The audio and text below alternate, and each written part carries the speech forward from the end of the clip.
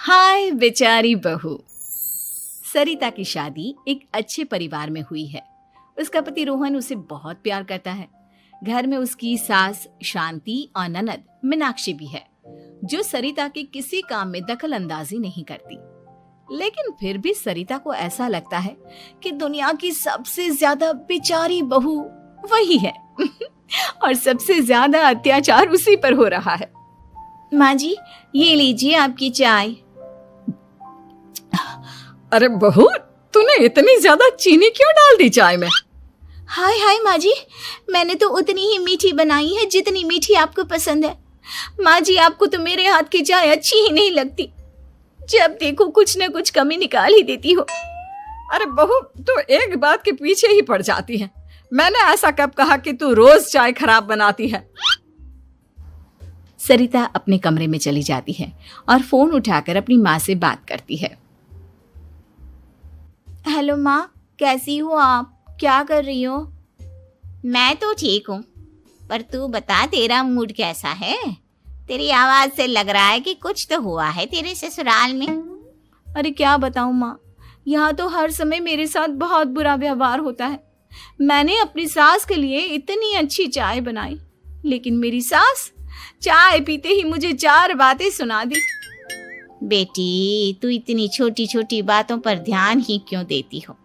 तुम्हारी सास ने कुछ बोल भी दिया तो क्या हो गया, वो बड़ी है ना तुझसे।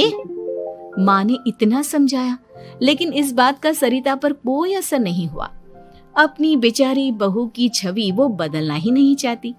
अगली सुबह सब नाश्ते की टेबल पर बैठकर नाश्ता कर रहे थे, तभी सरिता ने अपने पति से कहा, सुनिए जी, मुझे ना आज बाजार से कुछ सामान लेकर आना है। आज आप ऑफिस से आने के बाद मुझे लेकर चलना ना। भाभी, मुझे भी कुछ किताबें खरीदनी है। आप दोनों जा ही रहे हो तो मेरी किताबें भी ले आना। लो, अभी तो बात ही की है बाजार जाने की, तो एक फरमाइश आ गई। माँ जी, आप भी बता दो कुछ, और हाँ, मोहल्ले वालों से भी बोल दो अगर वो कुछ मंगवाना चाहते हो तो। बेचारी मीनाक्षी अपना सा मुंह लेकर रह गई। ये सब देखकर रोहन से चुप नहीं रह गया और वो गुस्से में बोला, सरिता, क्या हो गया है तुम्हें? मीनाक्षी ने तो सिर्फ किताबों के लिए बोला है। तुम्हें मीनाक्षी से इस तरह से बात नहीं करनी चाहिए। माफी मांगो उससे अभी। क्या? मैं माफी मांगू? दिन भर आपके घर के काम करूं मैं, आपकी और आपके घर वालों की बातें सुनूं मैं, और अब माफी भी मैं मांगू? ऐसा कभी नहीं हो सकता।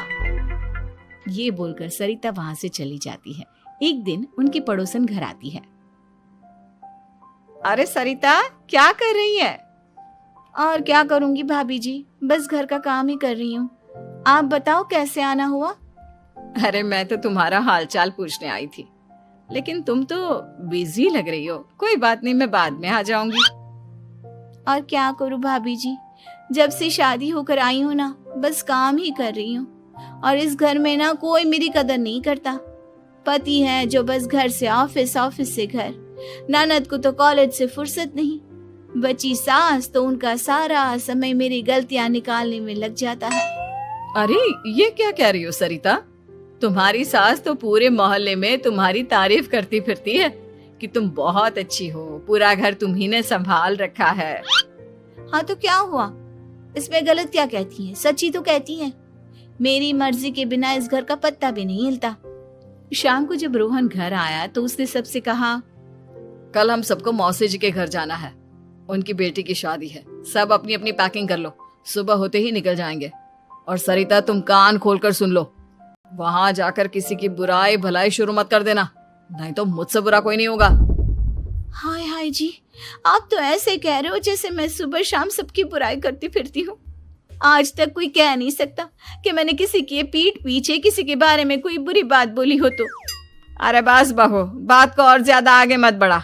हमें सब पता है तू हमारे साथ क्या व्यवहार करती है। ये बात घर तक रखना, शादी में किसी को कुछ मत बोलना, नहीं तो सब कहेंगे कि शांति की बहू कितना बोलती है। हाँ हाँ, सब कुछ तो मैं ही बोलती हूँ ना। आप लोग तो हर समय फूलों की बारिश करते रहते हो मेरे ऊपर।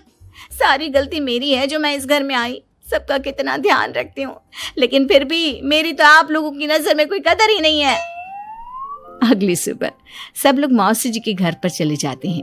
वहां पर शादी का माहौल होता है, सब जगह चहल पहल होती है, बहुत सारे मेहमान आए हैं। सरिता को वहां बहुत अच्छा लग रहा है। वो अपने मन में सोचती है, यहाँ कितना अच्छा लग रहा है, कितनी रौनक है। मैं यहाँ किसी से ज्यादा बात नहीं करूंगी। अगर मेरे मुंह से कुछ ऐसा वैसा निकल गया तो रोहन जी तो मुझसे गुस्सा हो जाएंगी। सरिता ये सब सोच ही रही थी कि वहां रोहन की कजिन साक्षी आ गई और सरिता से बोली, आप सरिता भाभी हो ना? जितना आपके बारे में सुना था आप तो उससे भी ज्यादा सुंदर हो। हाँ वो तो है, मेरी सुंदरता की तारीफ सब करते हैं। मेरे मायके में तो सब यही बोलते हैं कि रोहन जी की किस्मत बहुत अच्छी है जिन्हें मैं मिली। लेकिन आप कौन है? मैंने आपको पहचाना नहीं। मैं रोहन भैया की कजिन हूँ। आपकी शादी पर नहीं आ पाई थी ना, इसलिए आप मुझसे मिली नहीं कभी। शांति मौसी और मीनाक्षी आपकी बहुत तारीफ करते हैं। क्या कहा तुमने? मेरी तारीफ? कभी नहीं। मेरे ससुराल वाले कभी मेरी तारीफ कर ही नहीं सकते। मैं इतनी अच्छी हूँ, मेहनती हूँ, लेकिन उन्हें तो मेरी कदर ही नहीं।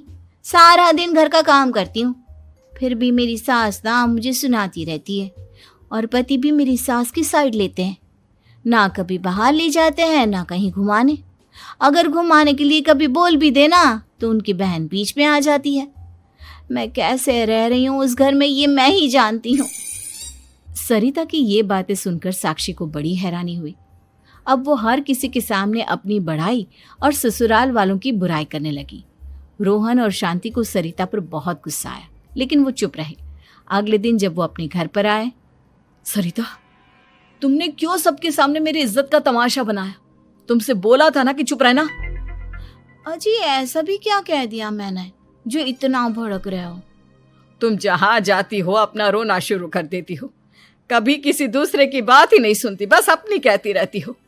तुमने सबके सामने हमारा तमाशा बनाकर रख दिया है। हे भगवान, मुझे अपने पास बुला ले। जिस घर में मेरी कदर ही नहीं उस घर में मेरा क्या काम? अरे क्या करूंगी मैं यहाँ रहकर? जो भी आता है मुझे सुनाकर चला जाता है। मैं तो किसी से कुछ नहीं कहती। सीधी सादी बहू मिल गई है ना सबको, तो जो जी में आए वो करो। सरिता ने अपने आगे किसी को कुछ बोलने ही नहीं दिया और उस दिन भी उसने सबके सामने खुद को बेचारी बना ही दिया। अगले दिन मीनाक्षी कॉलेज के लिए लेट हो रही थी, इसलिए वो हर काम जल्दी जल्दी कर रही थी। अपना नाश्ता लेने किचन में गई और पतीले में रखे गरम दूध को गिलास में डालने लगी। दूध का पतीला उसके हाथ से छूट गया और गरम गरम दूध उसके हाथ पर गिर गया। ओए माँ, हाय मेरा हाथ, माँ मेरा हाथ जल गया। मीनाक्षी की आवाज सुनकर सरिता दौड़ती हुई आई। ये क्या किया तुमने? तुम्हें नाश्ता चाहिए था तो मुझसे बोल देती, मैं क्या मना करती थी? अब पता नहीं कितने दिन की मुसीबत पाल ली तुमने। सरिता मीनाक्षी को उसके कमरे में ले गई और उसका बहुत ख्याल रखा। उसका इस तरह से ख्याल रखना शांति और रोहन को थोड़ा अजीब लगा। माँ, सरिता के दिमाग का भी कुछ पता नहीं। कल शादी में सबको इतना कुछ बोल कर आई है हमारे बारे में, और अब मीनाक्षी की कितनी अच्छी देखभाल कर रही है। ये ऐसा क्यों करती है? बेटा, तेरी बीवी की ना आदत हो गई है सबके सामने खुद को बेचारी दिखाने की, और आदत इतनी जल्दी नहीं बदलती। जब ये बोलना शुरू करती है तो रुकने का नाम ही नहीं लेती, इसलिए इसे पता ही नहीं चलता कि ये किसके सामने क्या बोली जा रही है। लेकिन दिल की बहुत अच्छी है। हमें भी अपना दिल बड़ा करके ये जैसी है इसे स्वीकार करना चाहिए।